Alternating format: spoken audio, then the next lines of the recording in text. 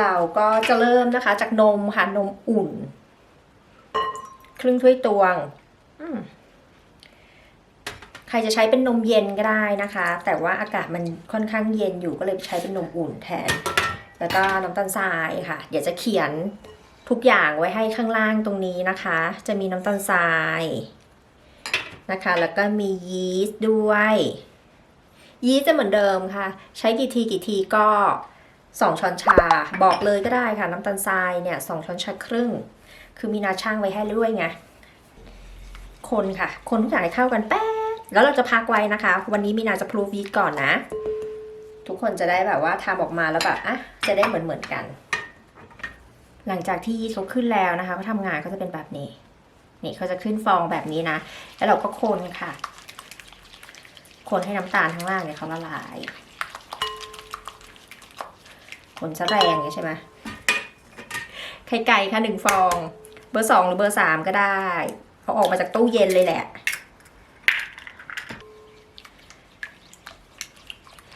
คนก่อนถ้าใครแพ้นมนะคะก็ใช้น้ำครึ่งหนึ่งน้ำเต้าหู้ครึ่งหนึ่งได้นะแล้วก็ตัวนี้ค่ะแป้งสาลีอเนกประสงค์1 ถ้วยตวงแป้งขนมปัง1 ถ้วยตวงใส่ไปก่อนเผื่อใส่เพิ่มแล้วเดี๋ยวสรุปให้ฟังเกลือค่ะครึ่งช้อนชานวดเครื่องได้นะถ้านวดเครื่องเนี่ยนวดไปเลยค่ะให้เขาล่อนออกมาจากโถถ้านวดมือก็นวดให้เขาเนียนตัวนี้นะคะมีอยู่ที่ไทย10 ชุดถ้าใครอยากได้10 ชุดสุดท้ายละตัวนี้นะคะเขาจะมี1 เซตเนี่ยเขาจะมีประมาณ 4-5 อันมีนาจำไม่ได้แล้วนะแต่ว่าเดี๋ยวมีนาจะขึ้นรูปไว้ให้นะคะมีพร้อมส่งอยู่ที่ไทยนะคะอยู่แค่10 ชุดเท่านั้นเองแล้วก็ไม่มีแล้วนะประมาณ450นั่นแหละหรือ480จำไม่ได้แล้วค่ะประมาณนั้นนะใครอยากได้นะคะอินบ็อกซ์ไปที่เพจได้เลยนะไม่มีแล้วค่ะแล้วก็ไม่ได้ส่งไปละเสร็จแล้วนะคะเดี๋ยวเราจะนวดนะคะนวดให้เขาแบบพอเข้ากันก่อนตัวนี้ไม่จำเป็นต้องนวดจนถึงเป็นฟิล์มนะ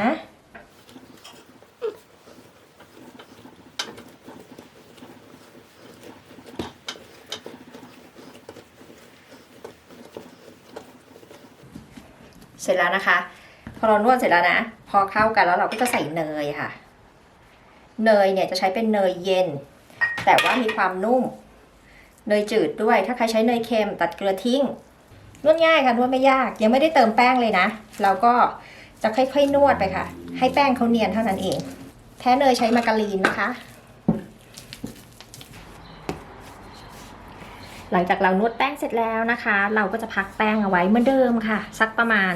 20-30 นาทีพักแบบนี้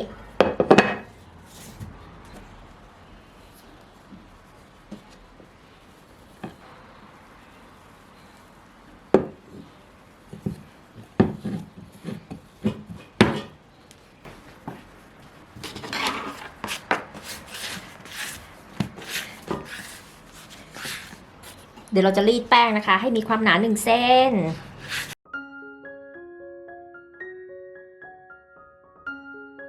วันนี้ใช้ตัวนี้นะคะตัวกดโดนัทนะ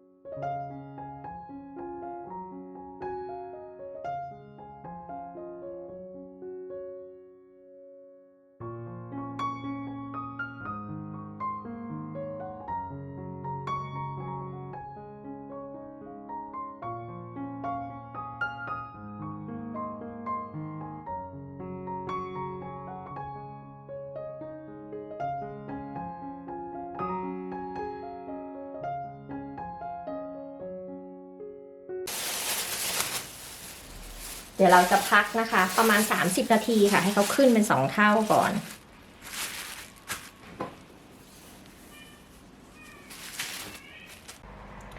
เราจะทอดด้วยไฟอ่อนนะคะ แล้วก็ส่วนตัวมีนาเนี่ยใช้น้ำมันดอกทานตะวัน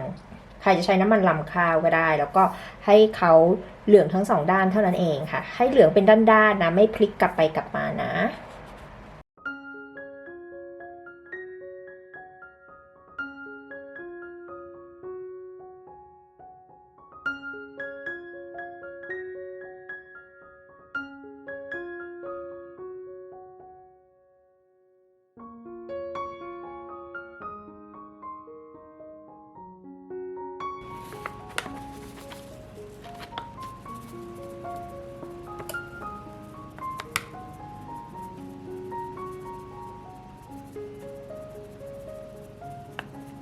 เราก็โรยน้ำตาลไอซิ่งนะคะมีนาทำง่ายๆเลยค่ะสำหรับคนที่แบบว่าไม่มีช็อกโกแลตชุบหรือว่าขี้เกียจทำไส้อะนะเราก็จะโรยน้ำตาลไอซิ่งนะคะแล้วก็อาจจะเป็นผง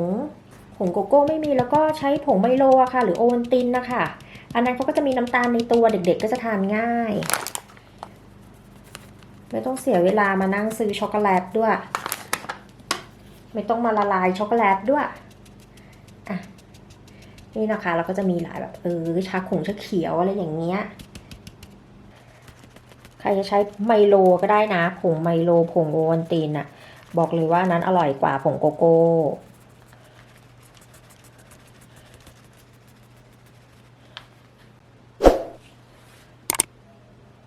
ผงชาเขียว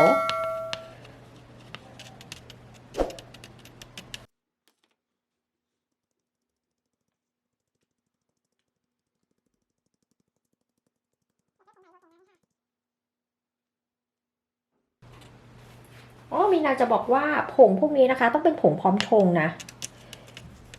ก็คือเขาจะมีแบบน้ำตาลในตัวค่ะตัวนี้เป็นผงชาไทย